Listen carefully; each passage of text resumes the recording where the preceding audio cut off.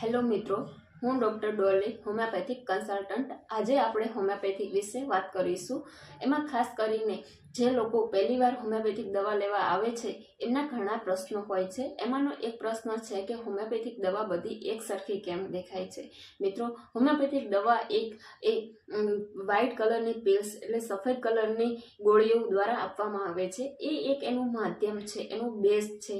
અને હકીકતમાં મેઇનલી દવા લિક્વિડ સ્વરૂપમાં હોય છે, જે એમાં એડ કરીને આપવામાં આવે છે, જેથી કરીને દવા એક સરખી દેખાતી હોવા છતાં પણ દવા બધી અલગ અલગ હોય છે। તો મિત્રો, ઘણા પેશન્ટ એવું માને છે કે મને અને બીજા પેશન્ટને સેમ કન્ડિશન છે તો બંને એક સરખી આની દવા આને લઈ લીધી, બટ બિલકુલ નહીં મિત્રો, એવું ના કરવું જોઈએ। કારણ કે હોમિયોપેથિક દવા એ પેશન્ટની પ્રકૃતિ જાણી અને પછી કરવામાં આવે છે, જેથી કરીને એક પેશન્ટને રિઝલ્ટ મળે છે અને બીજા પેશન્ટને રિઝલ્ટ મળતું નથી। તો